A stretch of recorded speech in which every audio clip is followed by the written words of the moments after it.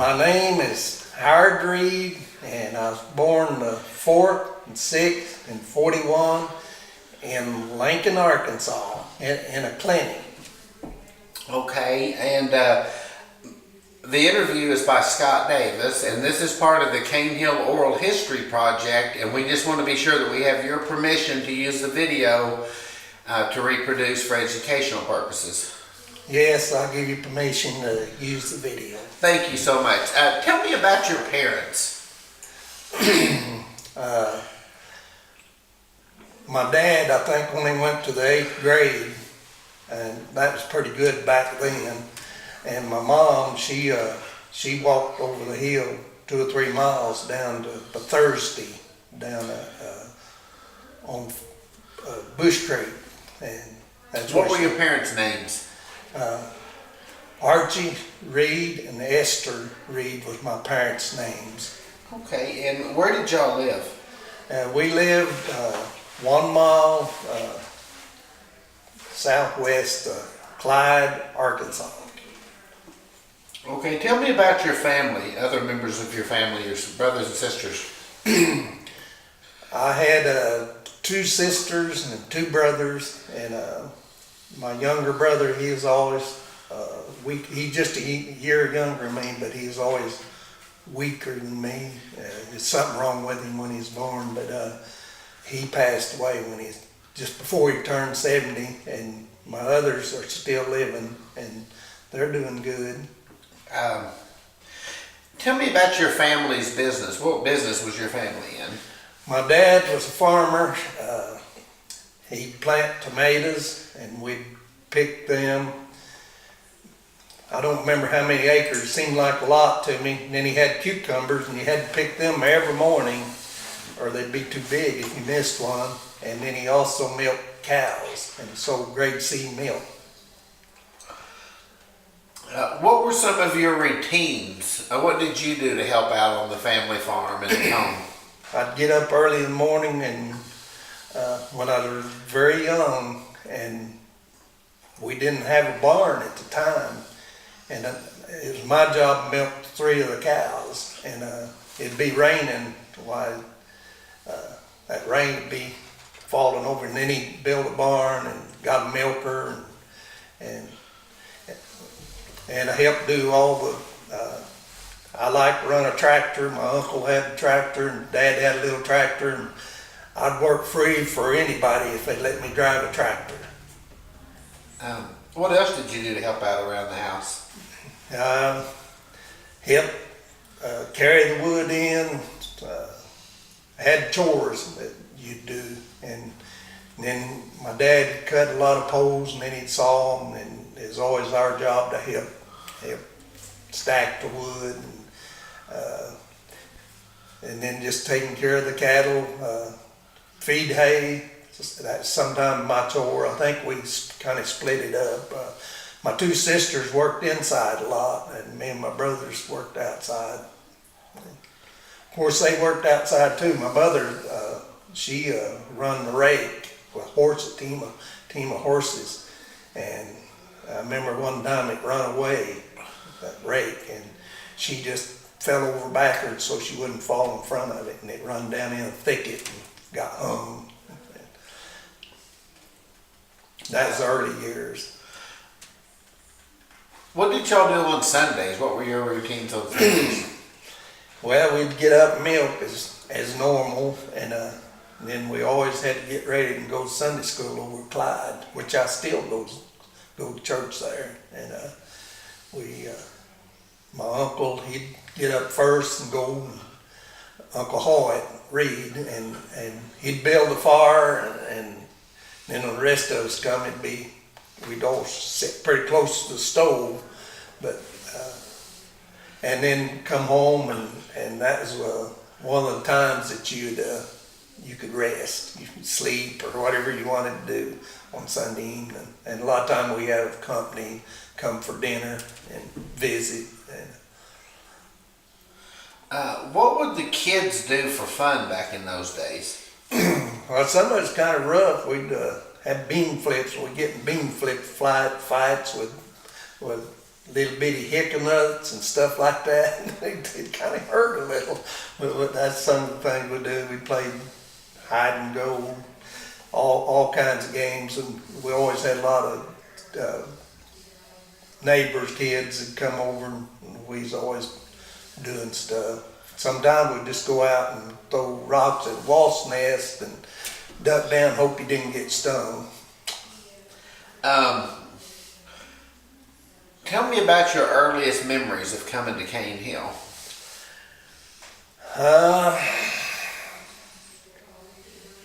I really don't remember before I started school. Well, let's talk about that. What do you remember about school? Well, I had a first grade teacher that is, I think, our first year to teach, and she didn't make you do anything. Her name was Miss Shoemaker, I believe it was, and she didn't make you do anything. You just do what you wanted. And then my second grade teacher, well, she didn't like me, Mrs. Finley, and so I stayed in most of my recesses and noon hour, and then she failed me after all that. And then I got a super teacher, Mrs. Carter, and she came in and she made me want to learn, and she got me started on the right track, and I always remember that. What did she do to make you want to learn? Well, she's just nice to you, and when somebody's nice to you, you nice back.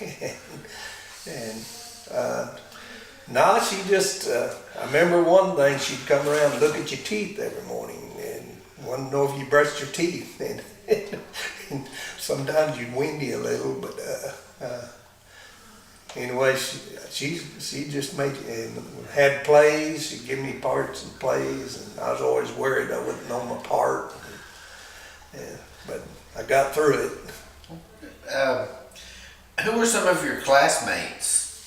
Robert Cochran was one of my classmates, and Martha Patrick, Carol Remington, Vicki Banks. She lived right here in Cane Hill. And, that was just about. That was after I failed. That's the one. I don't remember the ones in the first grade. I asked earlier about what kids did for fun. What did adults do for fun back in those days? Well, they'd pitch horseshoes, and at the evening, a lot of time we'd have ice cream, and neighbors come in, and all of them played guitars and fiddles, and sometimes people would sing, and that was one of their better things they'd do at the evening, and that didn't happen every day, but and then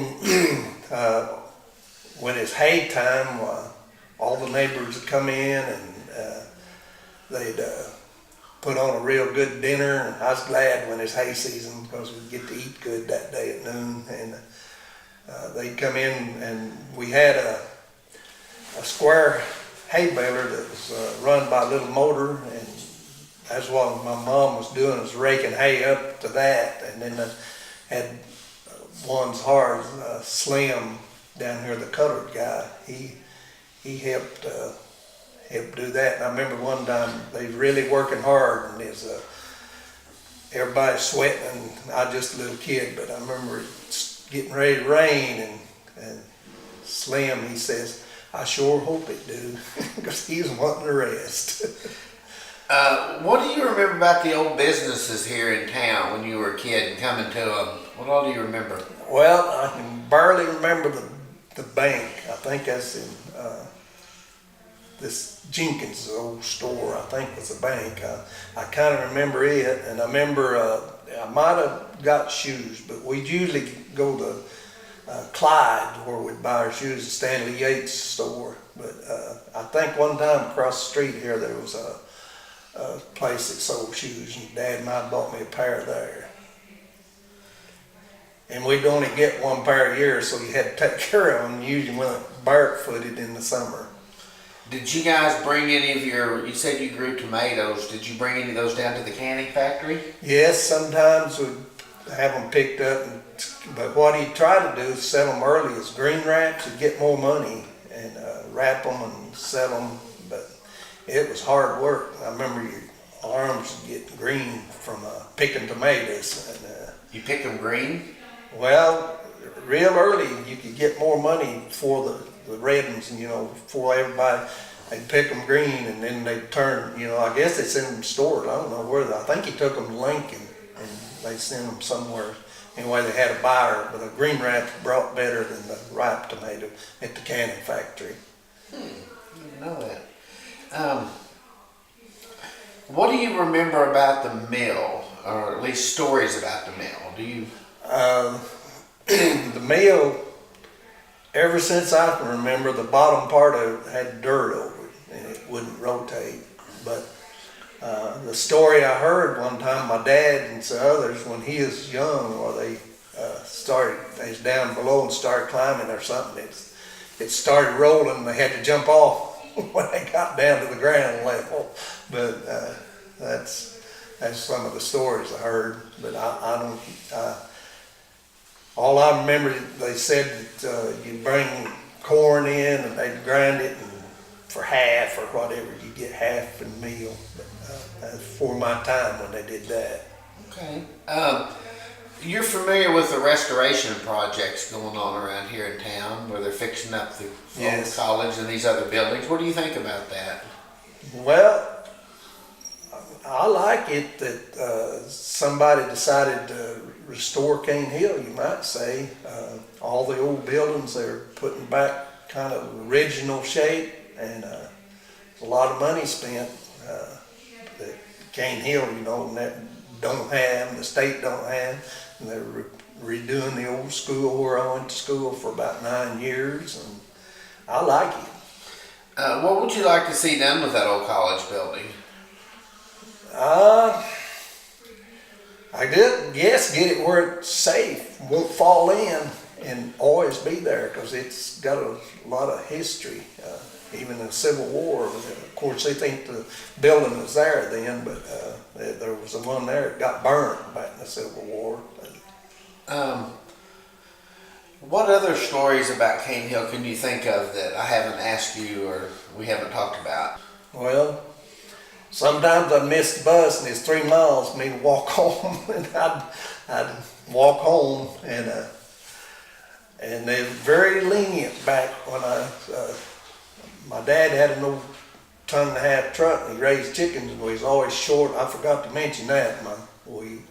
On the farm we had chickens too, not very many, but anyway, the wells wouldn't hold up water them, and my dad let me bring that old 1.5-ton truck with barrels on the back of it, and then I'd drive out here at this spring and fill them and bring them home, and he'd dump them in the well to water the chickens. And they'd let me go at noon a lot of time, and From school? yeah, while I was in school, you know, get some of my water, so I wouldn't have to be so late after school getting home. So the school people worked with y'all, the Yes. farmers? And they give me the job of going down to the lunchroom and turning the water off and fixing everything and turning it on in the morning. I was a little bit bigger when I was a little stouter, and I got a lot of jobs like that. I So like you that. helped out working around the school then? Well, they just give me the job. I don't know why, but anyway, I got that job and I liked it. And also we had missionaries that come in to school about once a month, and they give me the job to go out and help them carry in the board and put the flannel things on, and I really liked that. And then if you read the Bible enough verses, I forget. Anyway, I got a free Bible out of that once, and they don't have that nowadays, and I think that's why things don't go as good with kids as they used to. What other stories from the old days can you think of?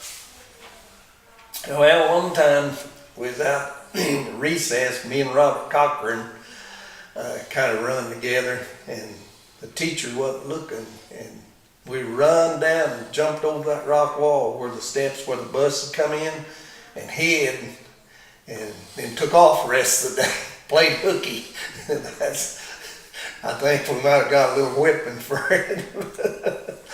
Anyway, I got a few whippings in school. And we always had a good time, though. Everybody liked each other, and we'd play, roll over, send Robert over, and run down and see if you could break through the line. And they always liked me because I'd break through the line, and then you get to bring back who you wanted. That was a good game. What else? Oh, we had jungles, we called it.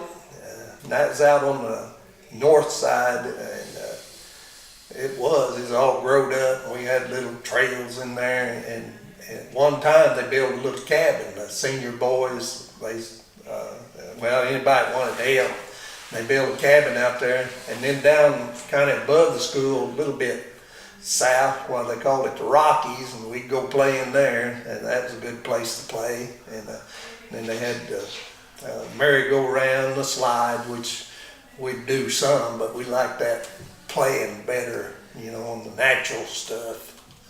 Yeah. Any other things you can think of? Yeah, we always played baseball and softball.